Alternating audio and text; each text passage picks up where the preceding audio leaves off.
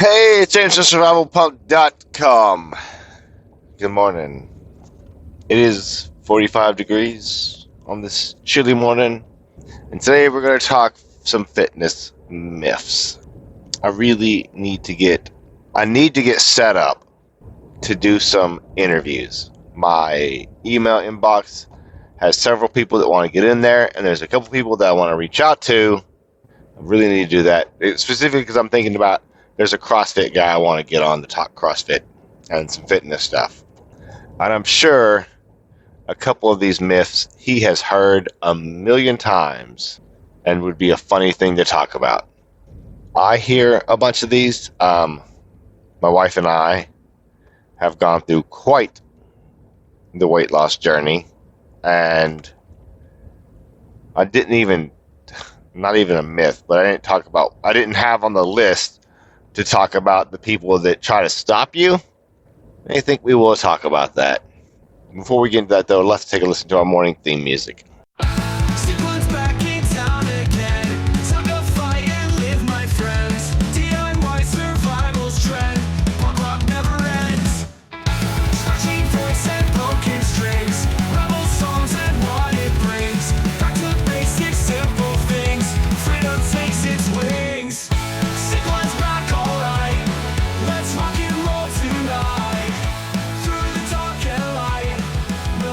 And we're back. We're gonna start talking about something that wasn't even on the list. Then we'll move into the list items.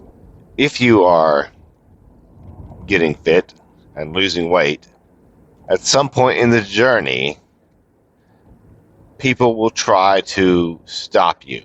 I don't know why. I don't know what the psychology is.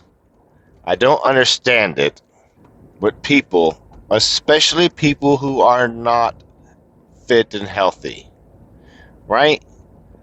If you see people that are in fantastic shape, they're never like, you should probably stop.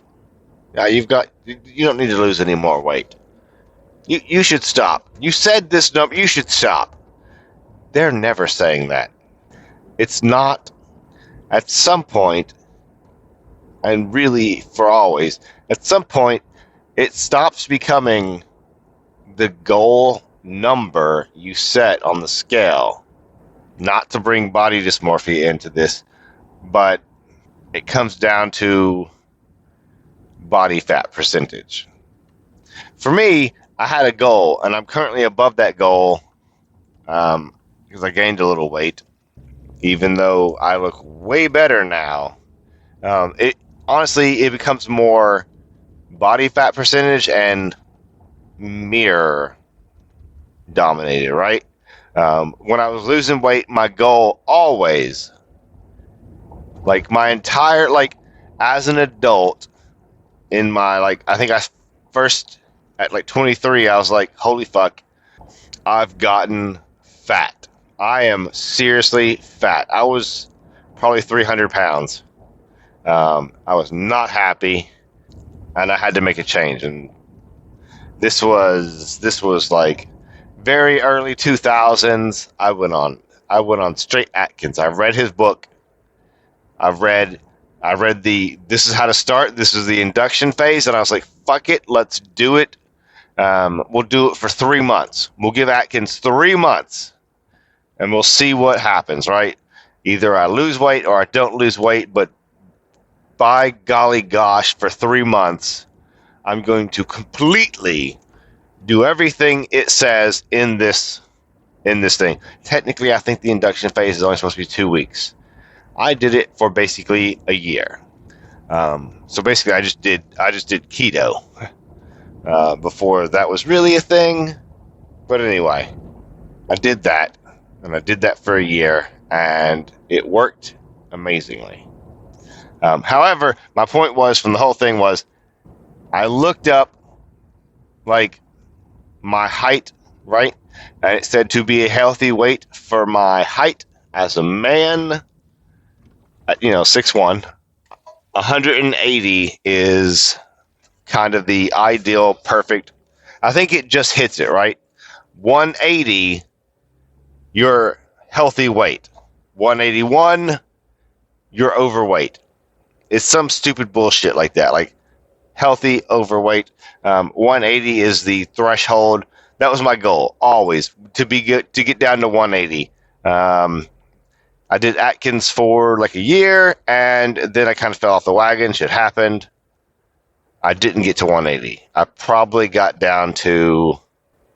only got down to like 200. I was in decent shape, but I was still overweight. Later, I did like CrossFit and paleo for a year. A year was always my ability to maintain focus. I was able to laser focus for like a year at a time, and then it broke down every time. So I did that as CrossFit. I got down to like maybe 190. I still didn't get down to 180. Later, after the birth of my daughter, me and my wife were fat. We went on keto, and I got down to 190 or so. 190 was the lowest I ever got before retatrutide. On that, I got down to 160. At 160, I was still pudgy and still my body fat percentage was high at 160, but it was 162, I think. 162 was absolutely like scale limit for me. I just refused, like, I didn't look great at 160. I was definitely more in the skinny fat category, where like my head, my arms, everything just looked kind of skinny, but there was still pudge on me. I didn't like it. Now I have gained some muscle. I'm currently like 192, and I have abs starting to show. So anyway, people will absolutely try to dissuade you. Like my wife, she started out at like 180. And she's 5'1", maybe 5'2" on a good day. She set like multiple goals, right? Like she's like, this is an achievable goal, like 140. 135 is like a stretch goal. And then she was like, 120 is my crazy goal. And she's at 120 currently. And one of her friends was asking, they're like, oh, so you're at 120, you're going to stop now, right? And my wife is like, well, no. She's like, I never said I was going to stop. Like, she still has the issue I had of some basically belly fat, because belly fat's the last to go. She's trying to get a slimmer belly, and I don't even know what the technical term for is. It the pooch? So below the navel, like down to the crotch, there's some extra fat there. She's trying to get rid of that. Probably going to kill me for saying this. Don't tell her. So she probably has about 5 pounds of fat left to lose. And people were trying to like dissuade her. They're like, no, you're too skinny. You're probably not going to lose more weight from the, like, you don't have a lot more weight to lose from the arms or the face. Like, the body loses weight in predictable ways. And the stomach is annoyingly like the last thing to go. So don't let people talk you out of it. It's some fucking bullshit. And you will get barraged with people doing that. And I don't understand it, but they absolutely will do it. Let's move on. Speaking specifically of that belly pooch area, the thing people are saying and the things that people say that just makes me crash out is turning fat into muscle. Oh, you need to lose no more weight. You need to turn that fat into muscle. What are you even talking about? You People will say the stupidest shit because they don't understand things. You do not turn fat into muscle. There are different cells. Follow-up is basically the same thing. I might just combine them together, to be honest. Fat cells are fat cells, and muscle cells are muscle cells. Fat cells store energy, muscles contract. Your fat cells live on top of your muscles. I guess, theoretically, there is intramuscular fat, I assume. I never thought about it, but there has to be. If we're built like animals, I've never thought about this. Fat cells exist on top of muscles, but they possibly exist intramuscularly. If you get a steak, if you get a ribeye, clearly you see there's fat in the muscle. So that's something I need to look up because I've never thought about that before, right? But predominantly, I guess you could lose more intramuscular fat, but that would just make your muscles look smaller. And I don't know, clearly, I don't know the intramuscular fat distribution on humans because I never even thought about humans having intramuscular fat. But I would assume if you cut a human open, you could get a ribeye out of us. So weird to think about that. Anyway, you cannot transform a fat cell into a muscle cell. You can, and I don't even know if you completely can lose a fat cell, right? I think you just shrink it. So maybe it adds and grows. I don't know. I definitely have heard of something. I heard a study or something that causes fat cells to commit suicide and they're gone. So maybe you can actually completely lose them and not just shrink them. Something else I read shrinks them.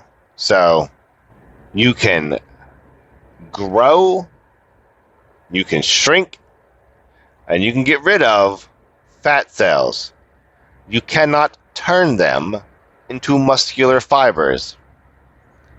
Do not say you need to turn that fat into muscle. You make me want to put a clip into my ghost gun. Hopefully that equally triggered you. But yeah, you cannot transform fat into muscle. Which moves right into toning, right? Toning is marketing bullshit. It's, once again, people trying to transform fat into muscle and tighten the skin. It's a buzzword.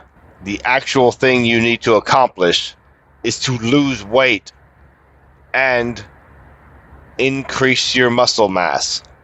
I guess if you want to just make that sound, that's a whole sentence to describe something. If the goal is to just make a word, and that word means to lose weight and gain muscle, then yes, I guess you can just continue to say toning. Personally, I just don't like the word. I don't know why. It's very catchy and buzzwordy, and not toning is a thing. Toning is mostly a marketing word. What people mean is builds the muscle, as fat muscle definition appears when body fat percentage drops.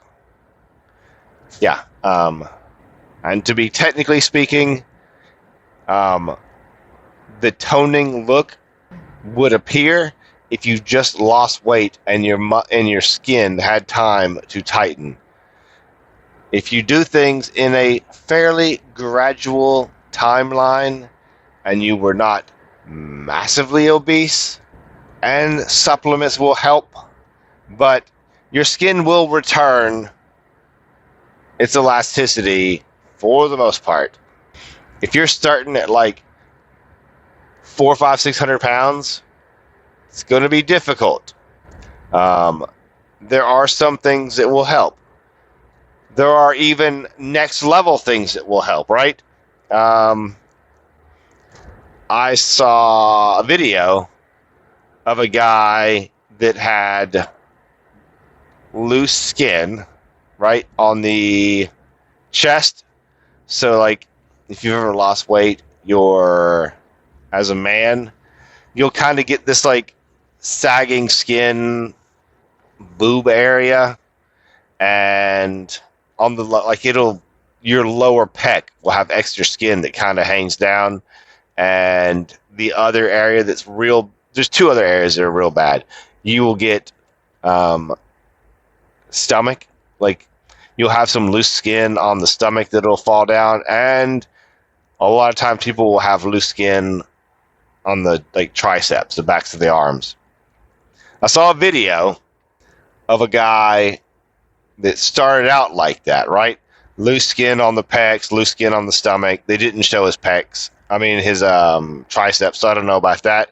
I would assume there was some amount of sagging skin there. And it would have been nice if the pose he was doing was sort of the double arm, like, gun flexing one, because then you could have seen the tricep, the back of the arm sagging, right? Anyway, it was like maybe 8 weeks, and the guy took fairly high human growth hormone for like 8 weeks, and it was gone, right? His skin completely retightened, and it did not look like he was wearing a meat suit. That's one extreme. Tuck that knowledge in the back of your head. Oh, I need to tighten up my skin. I don't have money for surgery. There's always human growth hormone. Just saying. And what I mean by fairly high, I want to say it was 17 units of growth hormone, 17 IUs, international units, 17 IUs of growth hormone a night. Probably a night. Typically, you take growth hormone in the evening, right? And 17 is fairly high. A typical dose for human growth hormone tends to be about two IUs a night, not 17. So there's that. It was a quick kind of blurb, like some people on YouTube were talking about human growth hormone myths, and they talked about this guy for a few seconds. So a lot of the horror stories and side effects to HGH tend to be kind of bullshit, but there can be some pretty extreme side effects, especially if you are combining it with some other compounds in high doses for a long time. So I don't know if this guy suffered anything, but no loose skin. Let's move on. So if you want to say toning, and you know what it means is to just lower your body fat percentage so that your muscle definition becomes there, that's that. Let's move on to, these are just all things that I've heard recently that have annoyed me. So let's just continue with the annoying James list. The leg press machine is the same as squatting. The leg press machine is great, and you will get a great isolated quadricep workout from the leg press machine. You will only get a good leg workout. You will not get anything else, but you will get a good leg workout. These are the things that you do not get from the leg press machine. First of all, the weight you are pushing on the leg press machine is not the same weight you would be able to squat. You're like, oh, I'm pushing like 200 pounds. You are laying down and not supporting your weight. When you squat, you also have a good percentage of your body to move around. So, in essence, it's more, right? However much you weigh, you're basically adding that weight to the movement. Yes, you do it all the time. If you do an air squat, the weight you're air squatting is your body weight of it moving. So there is probably a way to ballpark an estimate. And if you're going to leg press and you want to say it's equivalent, you would need to factor that in, right? If you're moving, I don't know, like 50% of your body weight, just to make math easy because I'm a retard. If you're moving 50% of your body weight and you weigh 200 pounds, you would have to add 100 pounds to the leg press number to equivalent your squat weight. But still, you're missing a bunch. When you squat, 1, you have your body weight. 2, you are standing. You have to hold the bar in place. You have to stabilize the bar. Leg pressing does all of that for you. You just push and the weight moves. When you squat, you have to hold the bar. You have to maintain it. You have to hold your core from collapsing. You build a lot of peripheral muscles when you squat that you do not touch at all when you use a leg press. I'm not saying you should never use a leg press machine. I don't even care if you use a leg press machine primarily. Squatting can be dangerous.